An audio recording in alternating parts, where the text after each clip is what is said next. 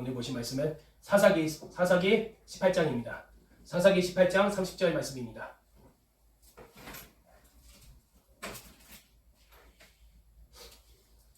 예, 읽겠습니다. 단 자손이 자기들을 위하여 그 새긴 신상을 세웠고 모세의 손자여 게르솜의 아들인 요나단과 그의 자손은 단 지파의 제사장이 되어 그 땅 백성이 사로잡히는 날까지 이르렀더라. 아멘. 예, 기도하겠습니다. 하나님, 그동안 우리를 보살펴 주시니 감사합니다. 그리고 예배를 위해서 여러 가지 도와주시니 너무나 감사드리옵니다. 나머지 예배 시간에 의탁드리오니 앞으로도 우리를 잘 도와주시옵소서. 감사드리며 예수님의 이름으로 기도합니다. 예, 그동안 제가 작년부터 가끔 성경 인물에 관해서 설교를 해왔습니다. 그러니까 우리가 본받아야 할 성경 인물들에 대해서 말이죠. 근데 이번에는 최초로 본받지 말아야 할 성경 인물에 대해서 말하겠습니다. 뭐라고요? 본받지 말아야 할 인물입니다. 잊지 마시고요. 그래서 오늘은 누구에 대해서 드냐면 놀랍게도 모세의 손자에 대해서 드리겠습니다. 그것도 요나단이요. 모세의 손자 요나단에 관해서 설교를 하겠습니다. 예, 성경에서 이 사람에 대해서 얼마나 부끄러워하는지 성경 인물에서 아마 거의 유일하게 이름이 거의 맨 나중에 나와요. 그러니까 사사기 17장 중간에 부터 나오는 인물인데 18장 거의 마지막 거의 30절에 나온 겨우 이름이 나올 정도로요. 아마 성경에서 이렇게 부끄러워하는 인물일 것입니다. 너가 그러고도 모세의 손자냐 이렇게 말하는 것 같습니다. 아무튼 이 사람이 먼저 그 배경 환경부터 말씀드리자면 이제 이스라엘 민족이 가나안 땅을 이제 들어왔어요. 출애굽해가지고 이제 드디어 들어왔단 말이에요. 그래서 그때 레위 족속은 하나님의 명령대로 다른 지파들처럼 분기를 받지 못했어요. 그래가지고 여러 지파들의 자신의 형제 지파들의 이제 뿔뿔이 흩어져 살았단 말이에요. 각 지파 안에서 그 지파의 도움을 받아 살도록 하나님께서 이렇게 정하셨던 거예요. 그런데 문제는 뭐냐? 이스라엘 자손이 여호수아가 죽은 후에 우상숭배에 빠져가지고 그들의 소홀히 돌본 거예요. 소홀히 돌봐가지고 아마 레위 족속이 그 당시 때 궁핍하게 살았을 것으로 추정이 됩니다. 심지어는 이스라엘 자손한테 모세가 얼마나 영웅이에요. 그죠? 애굽의 그 노예 생활에서 해방시키고 그들의 가나안 땅으로 이끌어낸 영웅 중에 영웅 아니에요. 그런데 이 영웅의 자손을 갖다가 그 자손에게도 이게 푸대접했던 것으로 봅니다. 그것도 이 요나단은 그 유다 지파 가운데 살았었는데 유다 지파가 영적으로 장자 아니에요. 근데 장자로서의 그런 본을 보이지 못한 것 같습니다. 예, 안타깝게도 말이죠. 참 이상한 세상이에요, 그죠? 악인들은 아무리 악을 행해도 손자들이 잘 사는 경우가 있어요. 북한의 김일성하고 그리고 중국의 모택동처럼 말이에요. 모택동의 손자는 지금 장성으로서 특별 대우를 받고 있고 김일성의 손자는 아시는 대로 지도자가 되었지 않습니까? 근데 반대로 이 모세의 손자라는 사람은 이렇게 푸대접 받고 있었던 것입니다. 근데 그때 모세의 손자 요나단이 믿음으로 이 상황을 극복했어야 했습니다. 믿음으로써 또 사랑으로써 마치 자기 할아버지처럼 말이죠. 아니, 모세라고 40년 목회가 안 힘들 것 같습니까? 그 사람도 얼마나 힘들었는데요. 하나님께 하도 힘들어가지고 하나님께 이렇게 하소연한 적도 있었습니다. 내가 그들을 낳았습니까? 라고요. 그런데도 불구하고 자기한테 대적한 이 백성을 가지고 제발 멸절하지 말아달라고 이렇게 기도를 한 적도 있었습니다. 그들을 멸절시키려고 하든 차라리 자기 이름의 생명책에서 지워달라고 할 정도로 모세는 그래도 사랑이 많았던 사람이었습니다. 믿음이 있었고요.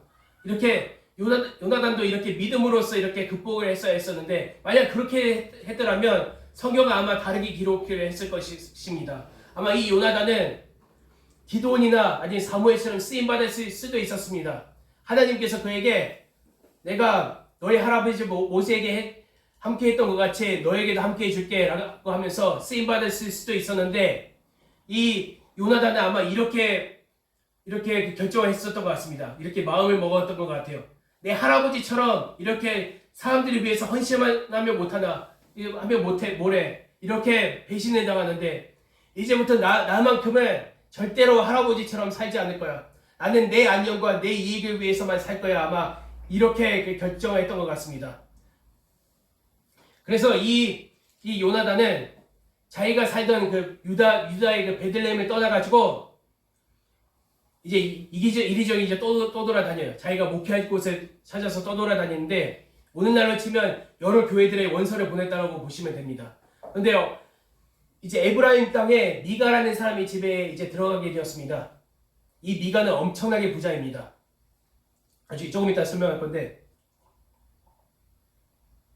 이 미가는 그 요나단한테 자네 우리 집안의 목사가 되는 것이 어떻겠나? 만약 우리 집안의 목사이자 아버지가 되준다면 나는 그대에게 입을 옷과 먹을 것과 그리고 은 13개를 주겠네. 이렇게 약속을 했습니다.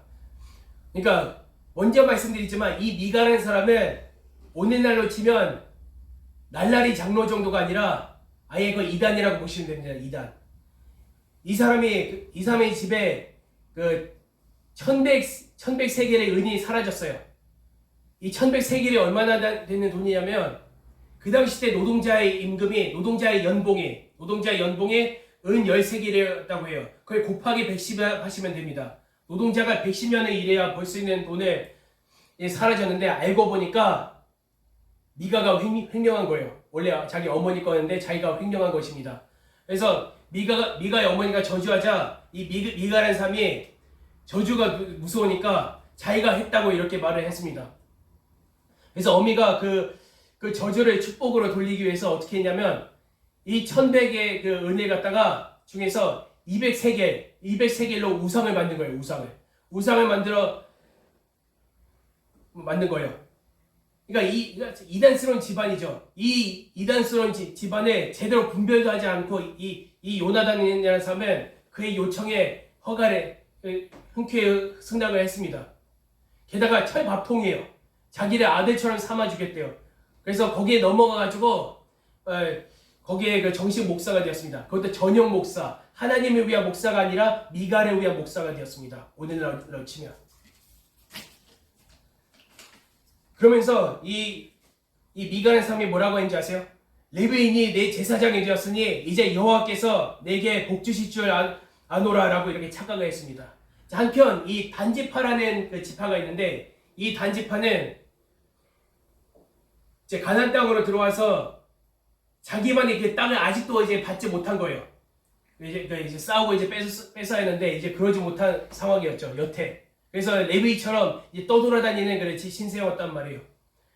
그래서 이 단지파는 자기네들 중에서 용감한 사람 5명을 뽑아가지고 이제 정탐을 시켰습니다. 자, 이제 자기네들이 이제 차지할 땅을 이제 찾으려고 이 5명의 이제 그 정탐하는 중에 이제 미가의 집이 보이는 거예요. 거기서 잠깐 유숙하고 가자라고 해가지고 유숙을 했는데 알고 보니 자기네들의 친구였던 요나단이 있었던 거예요. 아마 서로 처지가 비슷해가지고 아마 서로 친구가 된 경우가 많았을 것 같습니다. 단지파고 그 레위 지파가요. 둘 다 이제 분기지에 그 당시에 없었으니까요. 너 진짜 오랜만이다 이러면서 너 어떻게 여기에 오게 됐냐 이렇게 서로 안부를 전하면서 이렇게 대화를 했었겠죠. 이제 얼마 안 있어가지고 이 다섯 명의 사람이 이제 군대를 이끌고 이 라이스라는 곳으로 이제 쳐들어가려고 이제 가고 있었습니다. 그 김에 미가 집에 들려가지고 이 5명이 이제 요나단한테 이렇게 제안을 했습니다. 자네, 내가 예정을 생각해서 말하는데, 자네 이 한 집안에서 목사로 썩지 말고 우리 지파, 이 단지파 전체를 위한 목사가 되는 것이 어떻게는가? 우리가 차지할 곳은 젖과 꿀이 흐르는 땅이야. 거기서 나는 그 헌금을 한번 생각해 봐. 그러니까 오늘날 식으로 하면 그런 것이죠. 당신이 받을 오늘날 치면 작은 교회에서 이제 담임 목사가 되는 것이 아니라 이제부터는 대형 교회 목사가 돼가지고 엄청나게 많은 헌금을 한번 받아봐. 이런 이런 목회를 한번 누려봐 이렇게 제안을 했던 것입니다. 이제 무슨 말씀인지 아시죠?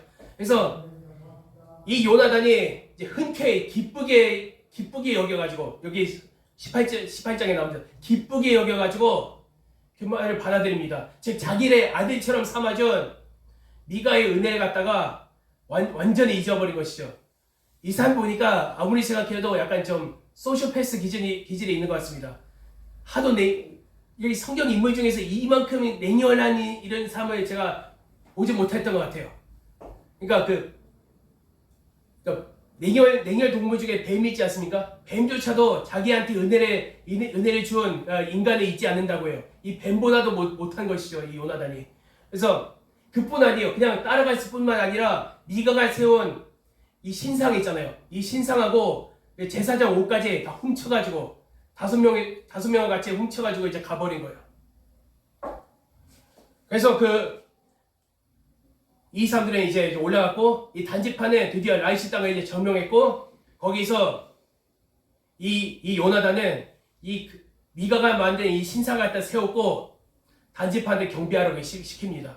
그리고 자기하고 자기의 자손 대대로 단지파의 사이비 교주가 되었습니다. 사이비 교주. 오늘날로 치면 22,000원 된 것이죠. 아니 통일교회 그 세운 사람처럼 되는 거죠. 얼마나 안타까워요. 그래서 결국은 어떻게 되냐면 이 단자손이 결국은 이스라엘 자손에서 끊어지게 되었습니다.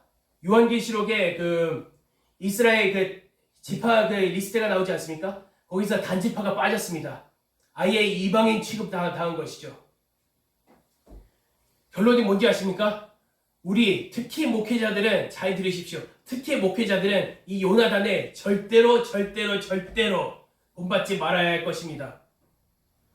제가 밸런스 게임을 한번 하겠습니다. 목회자분들한테만 말씀드리겠습니다. 여러분이 둘 중에 한 가지의 목회만 한다고 가정하고 둘 중에 하나만 고르라고 한다고 가정해 보십시오. 자, 첫 번째는 초대형 교회 담임 목사가 되는 것입니다. 교인 수가 10만 명이고 다 부자들이에요. 그래서 헌금이 과장해가지고 분단위로 들어온다고 생각해 보십시오. 그 대신에 이 10만 명이 넘는 교인들 중에서 구원받은 사람은 단 한 명도 없습니다. 두 번째는 작은 교회의 담임 목사가 되는 것인데 다 가난해가지고 궁핍하게 살아요. 그래서 여러분 본인은 주중에 일해서 먹고 살아야 합니다. 그리고 교회 월세 낼 돈도 당장 없어가지고 건물 주인하고 약간 시기도 좀 해야 할 경우도 있습니다. 그 대신에 이 10명, 많아봐야 10명, 그러니까 자신하고 자기 가족하고 다 합쳐가지고 10명이라고 칩시다. 이 10명 교회 중에서 구원받지 못한 사람은 단 한 명도 없습니다. 다 구원을 받고 다 천국에 간다고 칩시다. 자, 여러분은 전자하고 후자 중에서 어떤 목회를 선택하실 것입니까? 후자죠. 당연히 후자 아닙니까? 제가 이 전자를 생각해보면 살수록 너무나 끔찍한 거예요. 차라리 이런 목회를 하는 게 죽는 게 낫다고 생각합니다. 수십억 배나 낫다고 생각합니다. 하나님 앞에서 이런 책임을 어떻게 질 겁니까? 그죠? 자신이 심호하는 교회에서 교인들이 다 지옥에 가는데 얼마나 끔찍합니까? 이 목회자들은 뭐냐면요, 영적 가이드나 다름이 없습니다. 어떻게 보면 천국 여행사의 영적 가이드라고 보시면 됩니다. 가이드의 역할이 뭔지 아십니까? 여행 가이드요.